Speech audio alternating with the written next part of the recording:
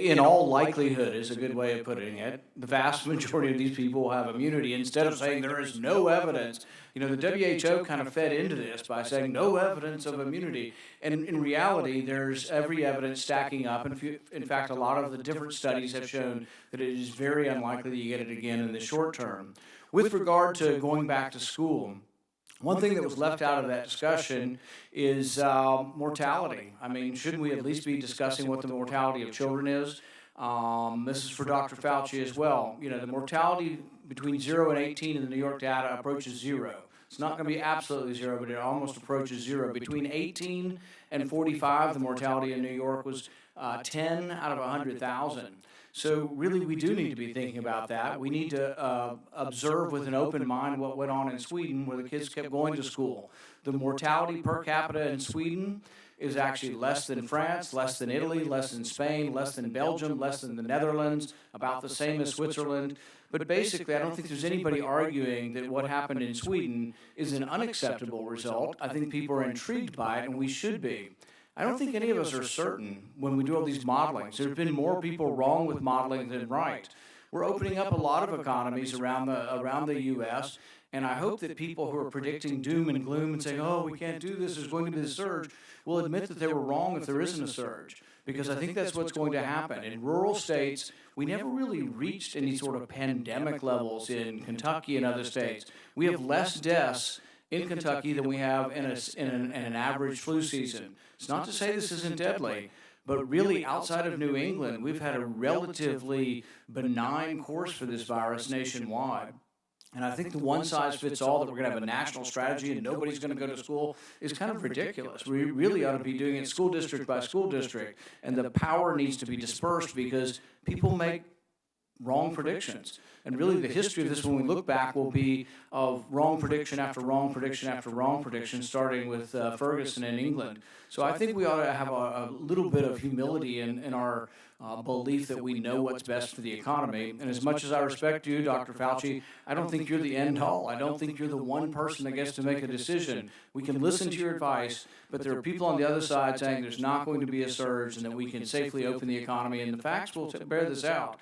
But if we keep kids out of school for another year, what's going to happen is the poor and underprivileged kids who don't have a parent that's able to teach them at home are not going to learn for a full year. And I think we ought to look at the Swedish model, and we ought to look at letting our kids get back to school. I think it's a huge mistake if we don't open the schools in the fall. Thank you. Mr. Chairman, can I respond to that, even though there are only 32 seconds left? Yes, and you might make it clear whether or not you suggested that we shouldn't go back to school in the fall. Well, first of all, Senator Paul, thank you for your comments. I have never made myself out to be the end-all and only voice in this. I'm a scientist, a physician, and a public health official. I give advice according to the best scientific evidence. There are a number of other people who come into that and give advice that are more related to the things that you spoke about the need to get the country back open again and economically. I don't give advice about economic things. I don't give advice about anything other than public health. So I wanted to respond to that. The second thing is that you use the word we should be humble about what we don't know. And I think that falls under the fact that we don't know everything about this virus. And we really better be very careful, particularly when it comes to children, because the more and more we learn, we're seeing things about what this virus can do that we didn't see from the studies in China or in Europe. For example, right now, children presenting with COVID-19 who actually have a very strange inflammatory syndrome, very similar to Kawasaki's syndrome. I think we better be careful if we are not cavalier in thinking that children are completely immune to the deleterious effects. So again, you're right in the numbers that children in general do much, much better than adults and the elderly, and particularly those with underlying conditions. But I am very careful and hopefully humble in knowing that I don't know everything about this disease, and that's why I'm very reserved in making broad predictions. Thank you. No scientific studies have shown significant numbers of reinfections of patients previously infected or previously vaccinated. What specific studies do you cite to argue that the public should be wearing masks well into 2022? I'm not sure I understand the connection of what you're saying about masks and reinfection. We're talking about people who have never been infected before. You're telling everybody to wear a mask, whether they've had an infection or a vaccine. What I'm saying is they have immunity, and everybody agrees they have immunity. What studies do you have that people that have had the vaccine or have had the infection are spreading the infection? If we're not spreading the infection, isn't it just theater? No, it's Had not. the vaccine and you're wearing 2 masks. Isn't that theater? No, that's not. Here we go again with the theater. Let's get down to the facts. Okay, the studies that you quote from Crotty and Sete look at in vitro examination of memory immunity, which in their paper they specifically say this does not necessarily pertain to the actual protection. It's in vitro. And what studies can you point to that show significant reinfection? There are no studies that show Just significant let me finish the response to your question, if you please. The other thing is that when you talk about reinfection and you don't keep in the concept of variants, that's an entirely different ballgame. That's a good reason for a mask. In the South African study conducted by J&J, they found that people who were infected with wild type and were exposed to the variant in South Africa, the 351, it was as if they had never been infected before. They had no protection. So when you talk about reinfection, you've got to make sure you're talking about wild type. I agree with you that you very likely would have protection from wild type for at least 6 months if you're infected. But we in our country now have variants that are circulating. Significant reinfection. What study shows significant reinfection, hospitalization, and death after either natural infection or the vaccine? It doesn't exist. There is no evidence that there are significant reinfections after vaccine. In fact, I don't think we have a hospitalization in the United States after the 2-week period after the second vaccination. We don't have a death in the United States. You're not hearing what I'm saying about variants. We're talking about wild type versus variants. And now, what proof is there that there are significant reinfections with hospitalizations and death from the variants? None in our country. Zero. Well, because we don't have a prevalent of a variant yet. We're having one, can I finish?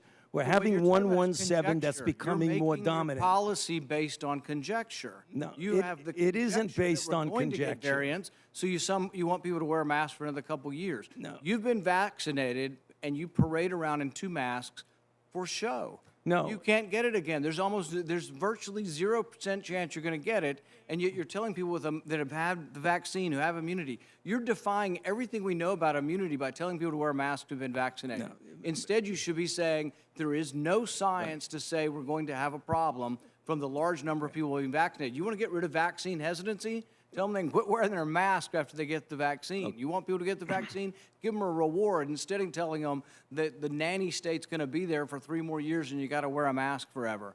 People don't want to hear it. There's no science behind it. Well, let me just state for the record that masks are not theater. Masks are protective. And we have immunity there, theater. If you already have immunity, you're wearing a mask to give comfort to others. You're not wearing a mask because of any science. I totally disagree with you. We don't know whether the pandemic started in a lab in Wuhan or evolved naturally, but we should want to know. 3 million people have died from this pandemic, and that should cause us to explore all possibilities. Instead, government authorities, self-interested in continuing gain-of-function research, say there's nothing to see here. Gain-of-function research, as you know, is juicing up naturally occurring animal viruses to infect humans.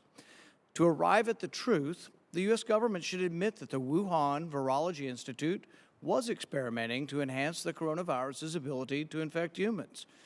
Juicing up superviruses is not new. Scientists in the U.S. have long known how to mutate animal viruses to infect humans.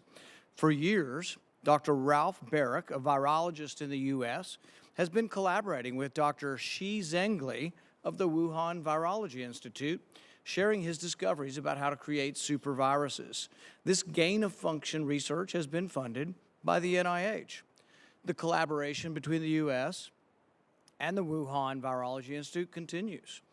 Doctors Barrick and Shi worked together to insert bat virus spike protein into the backbone of the deadly SARS virus, and then use this man-made supervirus to infect human airway cells.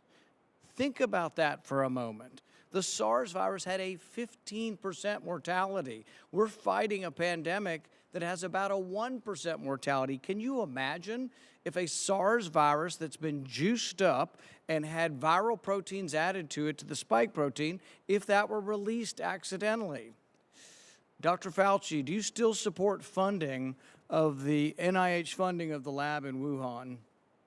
Senator Paul, with all due respect, you are entirely and completely incorrect that the NIH has not ever and does not now fund gain-of-function research in the Wuhan Institute Do they fund of Dr. Virology. Barrick?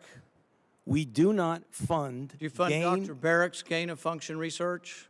Dr. Barrett does not doing gain-of-function research, and if it is, it's according to the guidelines, and it is being conducted in North Carolina, not You don't think in inserting China. a bat virus spike protein that he got from the Wuhan Institute into the SARS virus is gain of function? That is You would be not- in the minority because at least 200 scientists have signed a statement from the Cambridge Working Group saying that it is gain of function. Well, it is not. And if you look at the grant and you look at the progress reports, it is not gain of function, despite the fact that people tweet that. So they do write you still about it. support sending money to the Wuhan Virology Institute? We do not send money now to the Wuhan Do you Virology support Institute. sending money? We did, under your tutelage. We were sending it through EcoHealth. It was a sub-agency and a sub-grant. Do you support that the money from NIH that was going to the Wuhan Institute? Let me explain to you why that was done. The SARS-CoV-1 originated in bats in China. It would have been irresponsible of us if we did not investigate the bat viruses and the serology to see who might have been infected. Or perhaps it would be in China. irresponsible to send it to the Chinese government that we may not be able to trust with this knowledge and with this incredibly dangerous viruses.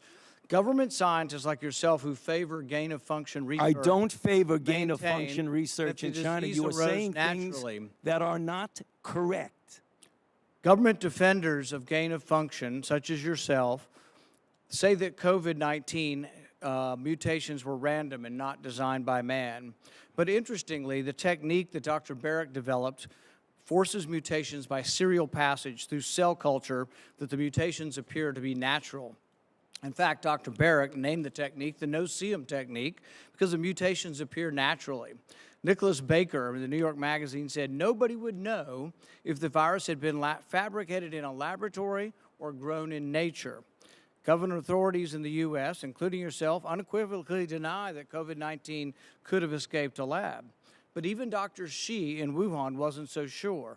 According to Nicholas Baker, Dr. Shi wondered, could this new virus have come from her own laboratory? She checked her records frantically and found no matches. That really took a load off my mind, she said. I had not slept for days. The director of the gain-of-function research in Wuhan couldn't sleep because she was terrified that it might be in her lab. Dr. Barrick, an advocate of gain-of-function research, admits the main problem that the Institute of Virology has is the outbreak occurred in close proximity. What are the odds? Barrick responded, could you rule out a laboratory escape? The answer in this case is probably not. Will you, in front of this group, categorically say that the COVID-19 could not have occurred through serial passage in a laboratory? I do not have any accounting of what the Chinese may have done, and I'm fully in favor of any further investigation of what went on in China. However, I will repeat again, the NIH and NIAID categorically has not funded gain-of-function research to be conducted in the Wuhan Institute of Virology. You do support it in the U.S. We have 11 labs doing it, and you have allowed it here. We have a committee to do it, but the committee has granted every exemption. You're fooling with Mother Nature here. You're allowing superviruses to be created with a 15% mortality. It's very dangerous. I think it was a huge mistake to share this with China, and it's a huge mistake to allow this to continue in the United States. And we should be very careful to investigate where this virus came from. I fully agree that you should investigate where the virus came from, but again, we have not funded gain-of-function research on this virus in the Wuhan Institute of Virology, no matter You're how many parsing times words. You're parsing you say words. it, There it was didn't happen. research. There was research done with Dr. Shi and Dr. Barrick. They have collaborated on gain-of-function research where they enhanced the SARS virus to infect human airway cells, and they did it by merging a new spike protein on it. That is gain-of-function. That was joint research between the Wuhan Institute and Dr. Barrick. You can't deny it. Senator Paul, your time has expired. Dr. Fauci, I will let you respond to that when we need to move on. Excuse me? I will allow you to respond to that, and then we'll move on. Yeah, I mean, I just wanted to say, I don't know how many times I can say it, Madam Chair. We did not fund gain-of-function research to be conducted in the Wuhan Institute of Virology. As you are aware, it is a crime to lie to Congress. Section 1001 of the U.S. Criminal Code creates a felony and a 5-year penalty for lying to Congress. On your last trip to our committee on May 11th, you stated that the NIH has not ever and does not now fund gain-of-function research in the Wuhan Institute of Virology. And yet, gain-of-function research was done entirely in the Wuhan Institute by Dr. Shi and was funded by the NIH. I'd like to ask unanimous consent to insert into the record the Wuhan virology paper entitled Discovery of a Rich Gene Pool of Bat SARS-Related Coronaviruses. Please deliver a copy of the journal article to Dr. Fauci. In this paper, Dr. Shi credits the NIH and lists the actual number of the grant that she was given by the NIH. In this paper, she took 2 bat coronavirus genes, spike genes, and combined them with a SARS-related backbone to create new viruses that are not found in nature. These lab-created viruses were then shown to replicate in humans. These experiments combined genetic information from different coronaviruses that infect animals but not humans to create novel artificial viruses able to infect human cells. Viruses that in nature only infect animals were manipulated in the Wuhan lab to gain the function of infecting humans. This research fits the definition of the research that the NIH said was subject to the pause in 2014 to 2017, a pause in funding on gain of function. But the NIH failed to recognize this, defines it away, and it never came under any scrutiny. Dr. Richard E. Bright, a molecular biologist from Rutgers, described this research in Wuhan as the Wuhan lab used NIH funding to construct novel chimeric SARS-related coronaviruses able to infect human cells and laboratory animals. This is high-risk research that creates new potential pandemic pathogens that exist only in the lab, not in nature. This research matches, these are Dr. E. Bright's words, this research matches, indeed epitomizes, the definition of gain-of-function research, done entirely in Wuhan, for which there was supposed to be a federal pause. Dr. Fauci, knowing that it is a crime to lie to Congress, do you wish to retract your statement of May 11th where you claimed that the NIH never funded gain-of-function research in Wuhan? Senator Paul, I have never lied before the Congress, and I do not retract that statement. This paper that you are referring to was judged by qualified staff up and down the chain as not being gain of function.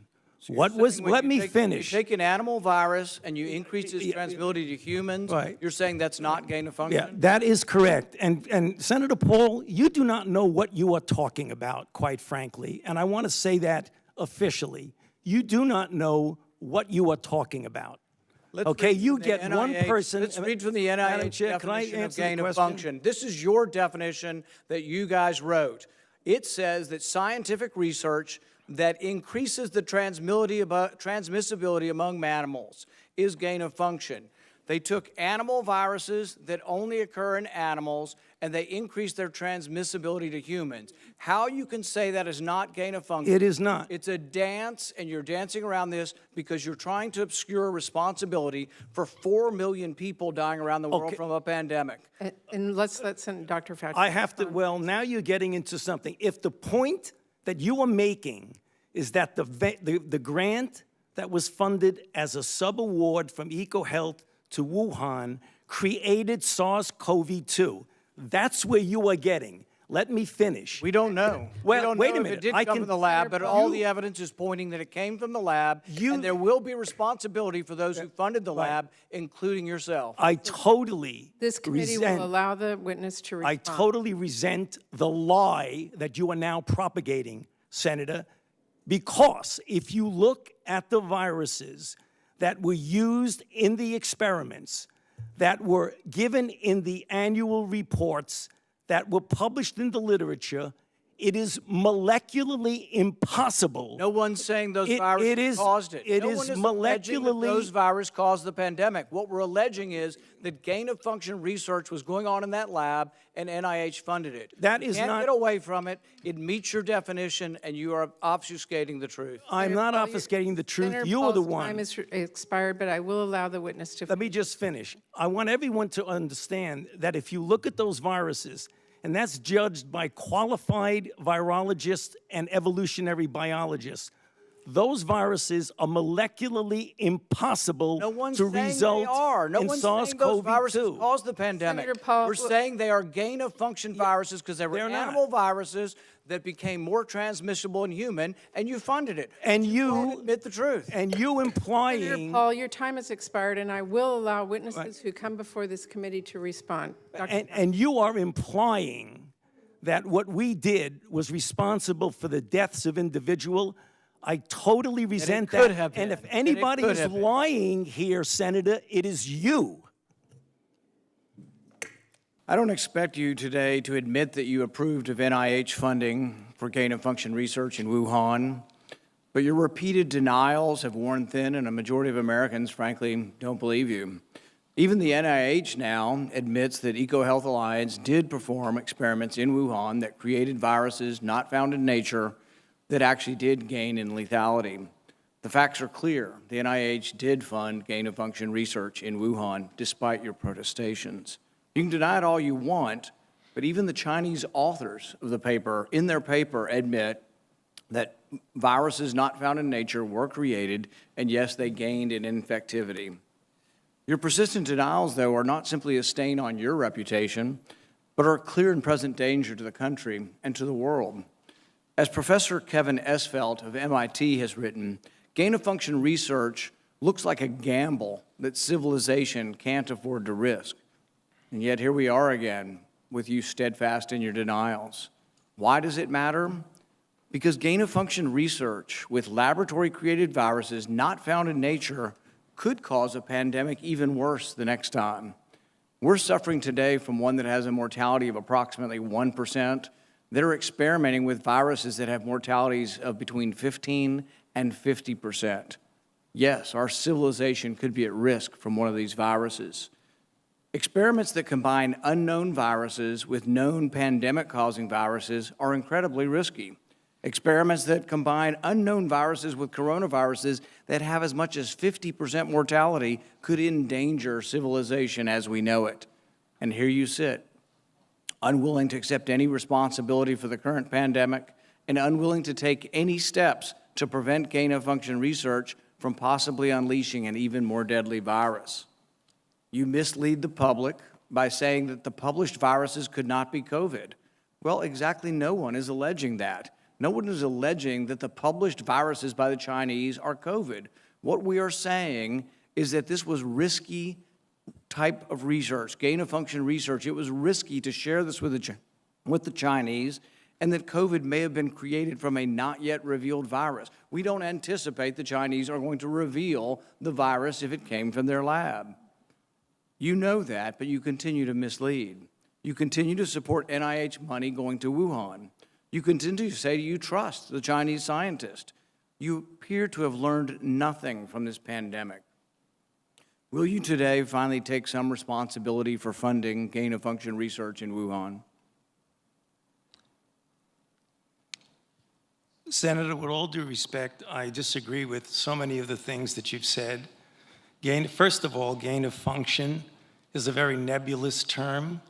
We have spent, not us, but outside bodies, a considerable amount of effort to give a more precise definition to the type of research that is of concern that might lead to a dangerous situation. You are aware of that. That is called P3CO. We're aware that you deleted gain of function from the NIH website. Well, I can get back to that in a moment if we have time, but let's get back to the operating framework and guide rails of which we operate under. And you have ignored them. The guidelines are very, very clear that you have to be dealing with a pathogen that clearly is shown and very likely to be highly transmissible in an uncontrollable way in humans and to have a high degree of morbidity and mortality, and that you do experiments to enhance that, hence the word EPPP, enhanced pathogens of So when potential EcoHealth pandemic. Alliance took the virus, well, can I would love to finish. SHC014, and combined it with WIV1 and caused a recombinant virus that doesn't exist in nature, and it made mice sicker, mice that had humanized cells, you're saying that that's not gain-of-function research? According to the framework and guidelines. So what you're of doing is P3 defining away gain-of-function. You're simply saying it doesn't exist because you changed the definition on the NIH website. This is terrible, and you're completely trying to escape the idea that we should do something about trying to prevent a pandemic from leaking from a lab. There's the preponderance of evidence now points towards this coming from the lab, and what you've done is change the definition on your website to try to cover your ass, basically. That's what you've done. You've changed the website to try to have a new definition that doesn't include the risky research that's going on. Until you admit that it's risky, we're not going to get anywhere. You have to admit that this research was risky. The NIH has now rebuked them. Your own agency has rebuked them. But the thing is you're still unwilling to admit that they gained in function when they say they became sicker. They gained in lethality. It's a new virus. That's not gain of function? According to the definition that is currently operable, you know, Senator, let's make it clear for the people who are listening. The current definition was done over a 2 to 3 year period by outside bodies, including the NSABB, 2 conferences by the National Academy of Science, Engineering, and Medicine on December 2014, March 2016.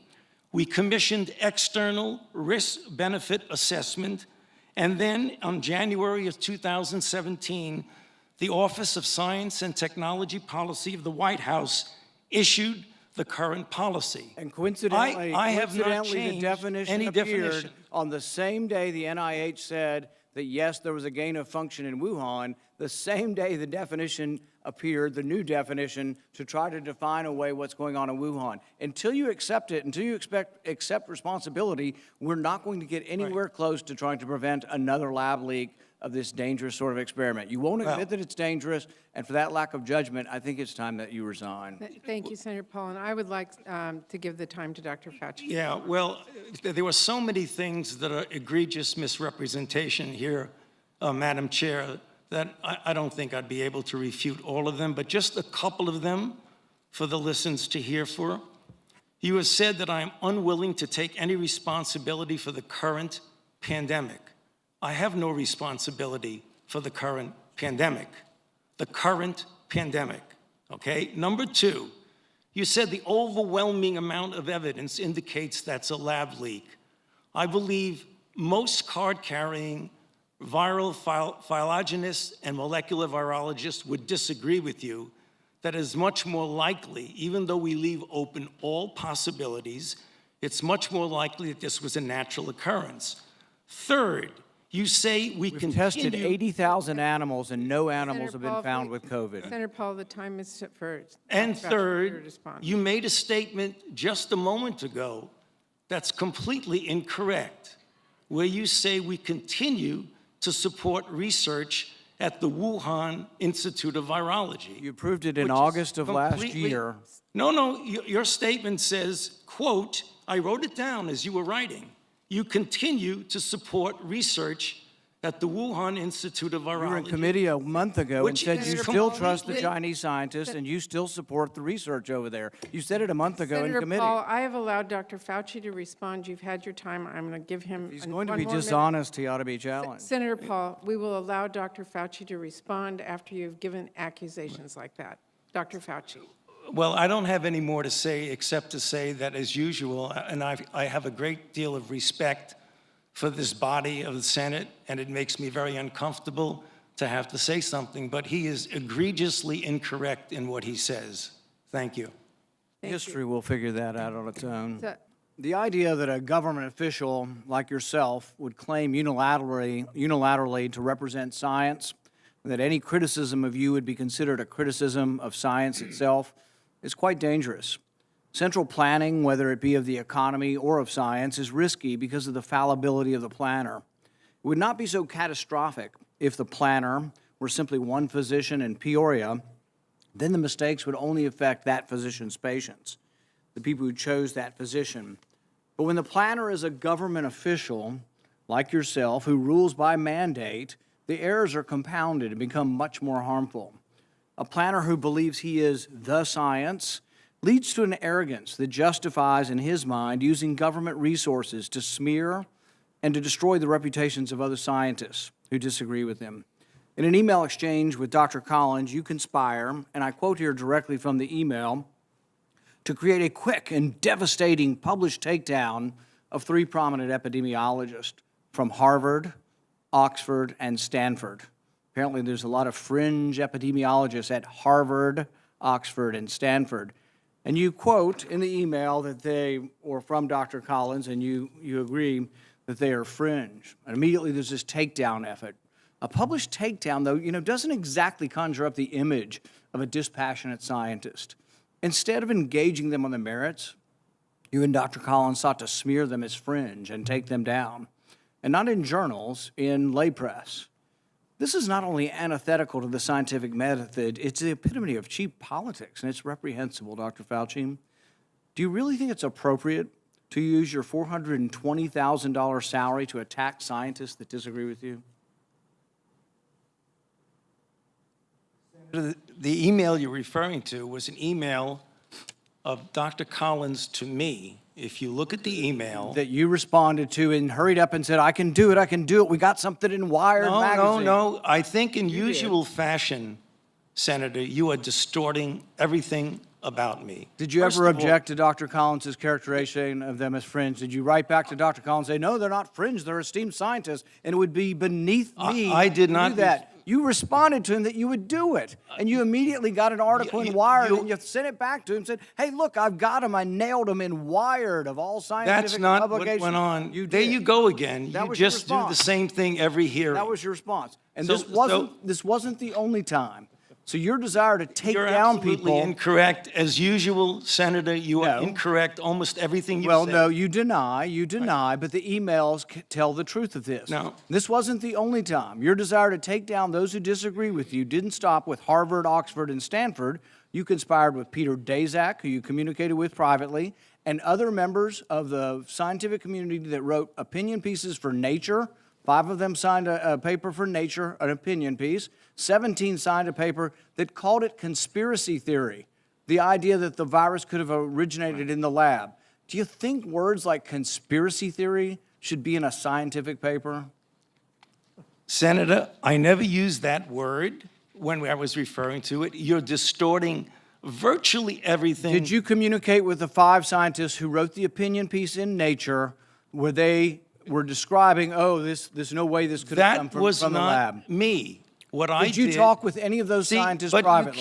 you keep distorting you? the truth. It is stunning how you do Did you talk that. to any of the scientists privately Yes. who wrote the opinion? You did. Well- What were they telling you privately? Well, let me explain. You know, you're going back to that original discussion when I brought together a group of people to look at every possibility with an open mind. So not only are you distorting it, you are completely turning it around, as Were you most of the usually scientists do. that came to you privately, did they come to you privately and say, no way, this came from the lab?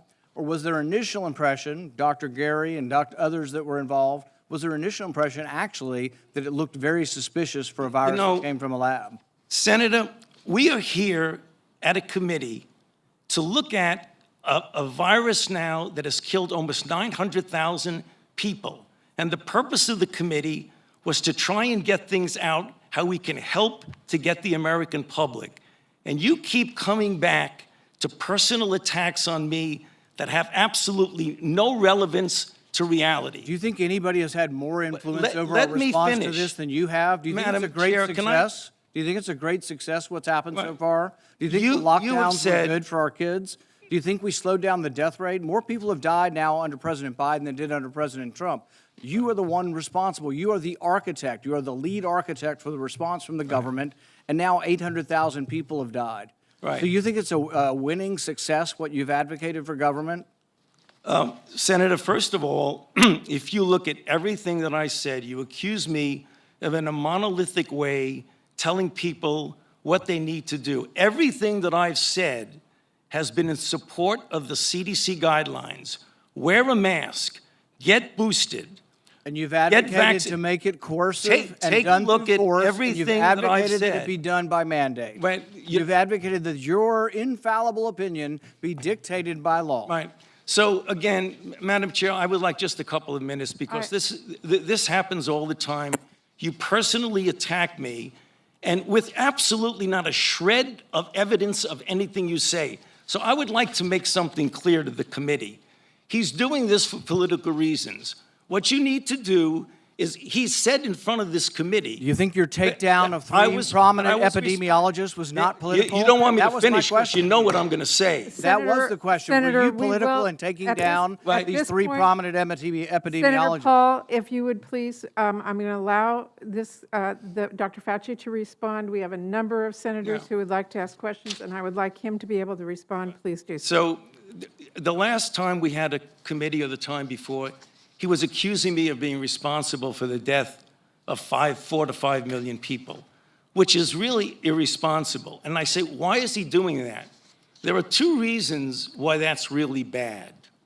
The first is it distracts from what we're all trying to do here today, is get our arms around the epidemic and the pandemic that we're dealing with, not something imaginary. Number two, what happens when he gets out and accuses me of things that are completely untrue is that all of a sudden that kindles the crazies out there, and I have threats upon my life, harassment of my family and my children with obscene phone calls because people are lying about me. Now, I guess you could say, well, that's the way it goes. I can take the hit. Well, it makes a difference because, as some of you may know, just about 3 or 4 weeks ago, on December 21st, a person was arrested who was on their way from Sacramento to Washington, D.C., at a speed stop in Iowa. And the police asked him where he was going, and he was going to Washington, D.C. to kill Dr. Fauci. And they found in his car an AR-15 and multiple magazines of ammunition because he thinks that maybe I'm killing people. So I ask myself, why would Senator want to do this? So go to Rand Paul website, and you see Fire Dr. Fauci with a little box that says, contribute here. You can do $5, $10, $20, $100.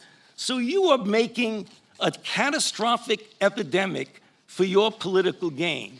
So the You only have thing that- the politically only thing attacked that I your can- colleagues, and in a politically reprehensible The only way, you thing that I attacked their could think of- reputations. Okay, You won't we- defend it. No, You won't well, argue it. I'm You'll just sorry, simply but we're turn around the going to attack. continue this hearing. We Yeah. have a number of questions from Just other one senators. more minute, please. Well, if Dr. my- Fauci, I really appreciate your response, but we do have a number of questions from senators, and we do have a second round, and I'm being asked to make sure that everybody has their time, so thank you. Dr. Fauci, the government recommends everybody take a booster over age 5. Are you aware of any studies that show reduction in hospitalization or death for children who take a booster? Right now, there's not enough data that has been accumulated, Senator Paul, to indicate that that's the case. I believe that the recommendation that was made was based on the assumption that if you look at the morbidity and mortality of children within each of the age groups, 0 to 5, 5 to 11. Right, so that there are no studies, and Americans should all know this. There are no studies on children showing a reduction in hospitalization or death with taking a booster. The only studies that were permitted, the only studies that were presented were antibody studies. So they say if we give you a booster, you make antibodies. Now, a lot of scientists would question whether or not that's proof of efficacy of a vaccine. If I give you 10, or if I give a patient 10 mRNA vaccines and they make protein each time, or they make antibody each time, is that proof that we should give 10 boosters, Dr. Fauci? No, I think that is somewhat of an absurd exaggeration. Well, Senator that is the Paul. proof that you use. Your committees use that. That's the only proof you have to tell children to take a booster is that they make antibodies. So it's not Right, an there are- absurdity. You're already at like 5 boosters for people. You've had, 2 or 3 boosters. It's like, where is the proof? Now, I think there is probably some indication for older folks that have some risk factors. For younger folks, there's not. But here's the other thing. There are some risk factors for the vaccine. So the risk of myocarditis with a second dose for adolescent boys 12 to 24 is about 80 in a million. This is both from the CDC and from the Israeli study. It's also in the VAERS study, remarkably similar for boys, much higher from boys than girls and much higher than the background. The background's about 2 per million.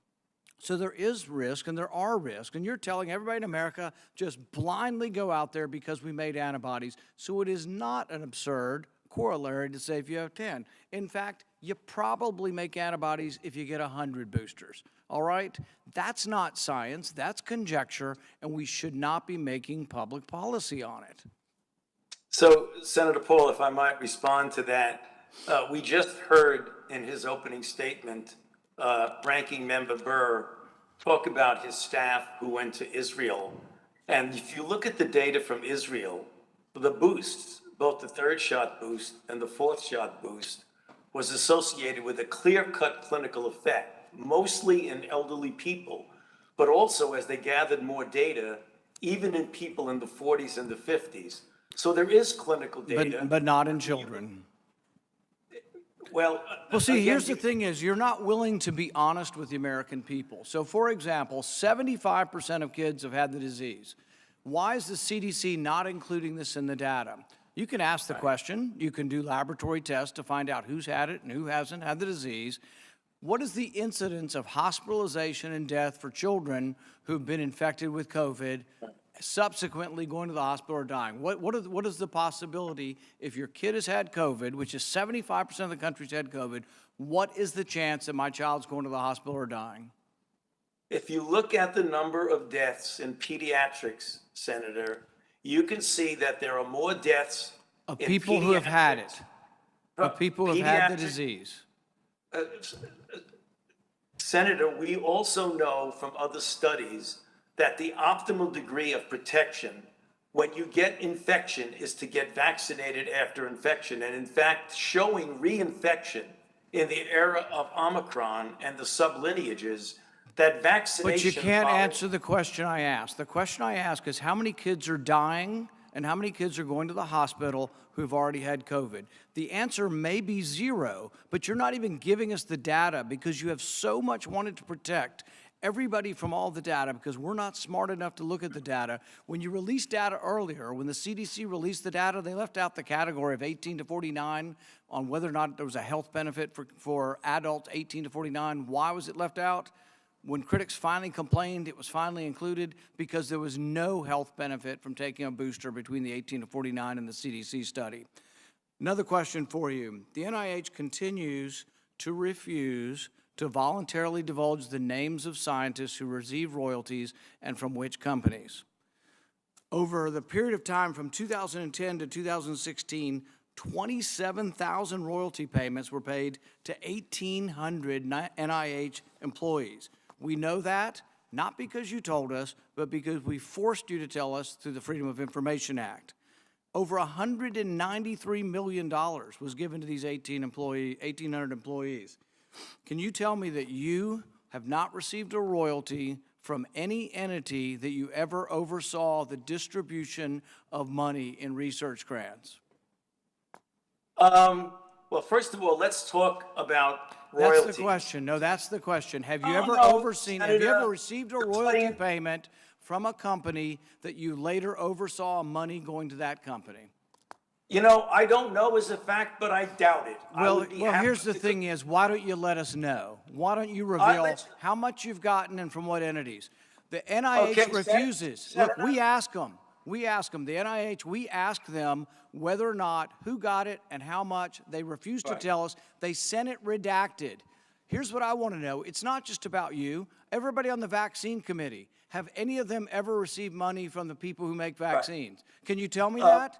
Can you tell me if anybody on Senator- the vaccine approval committees ever Are you received gonna- any are you money gonna from let me people who make answer the a vaccines? question? Senator- Soundbite number one, are you going to let me answer a question? Okay, so let me give you some information. First of all, according to the regulations, people who receive royalties are not required to divulge them even on their financial statement, according to the Bayh-Dole Act. So let me give you some example. From 2015 to 2020, the only royalties I have was my lab and I made a monoclonal antibody for use in vitro reagent that had nothing to do in patients. And during that period of time, my royalties ranged from $21 a year to $700 a year, and the average per year was $191.46. It's all Get that, redacted, and you can't get any information on the Senator 1,800 Paul, scientists. your time is I'm So long. we giving it want to to you, know Senator. whether or Senator not Paul. people got money from the people who made the manufacturing Senator Paul, your vaccine. time is long over expired. I gave you an additional 2.5 minutes. The witness has responded. We are going to move on. Senator Sanders.